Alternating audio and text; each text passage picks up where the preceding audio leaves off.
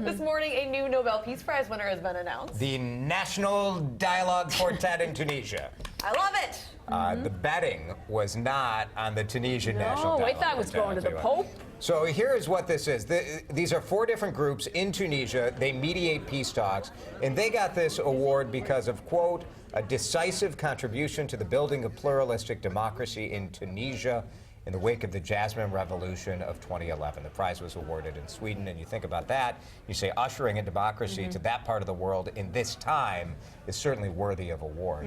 In addition, the Peace Prize, you know, there's a bunch of Nobel Prizes that have been given out all week. Yeah. You got medicine, literature, physics, chemistry, and economics. And Heather, you were asked, what's it take to win a Nobel Prize? How do you do it? Really, really, really smart You gotta be people. smart. Okay. Yeah, you gotta Very be good. smart. That takes care of that. You also have to be living. Oh, okay. Yeah. A Peace Prize cannot be awarded posthumously to No, someone. none of these prizes Right. can be awarded Interesting. posthumously. Right. You cannot nominate yourself. I'm sorry. Nice try. Oh, you caught Jason on the back. I know. I tried. Yeah. It didn't work out. I was surprised that it's actually not as difficult It's as not. you would think, and there were near 273 nominations this year For the Peace Prize. Nominate anybody? No, not anybody can Okay. nominate. There's a small group of people that can. They're former winners, university professors, government officials. But, you know, people in the past who've been nominated who haven't won, Hitler, Mussolini, Stalin. Yeah.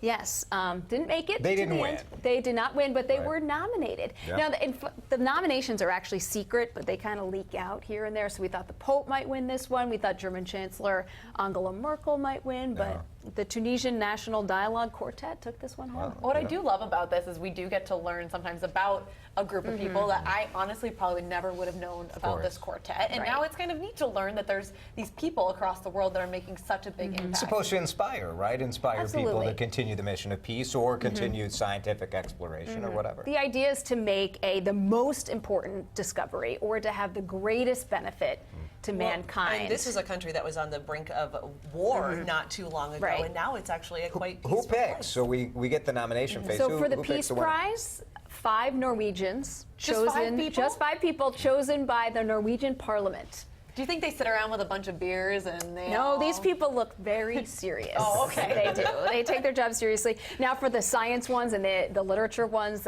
some Swedish scholars choose those. But this prize, what the cool part about this prize was started by Alfred Nobel, the inventor of dynamite. Right. Oh. It was a guilt trip. It was a essentially, guilt this trip. one. He did not want to be known for being the destructor of the Right. universe. Right. And so he said, oh my gosh, I have to do something good. So he left the equivalent of $265 million today to put towards these prizes. Towards the prize Who money. would have thought that the inventor of dynamite Right. would be giving out peace prizes? It's a great legacy, though. Great legacy. Absolutely.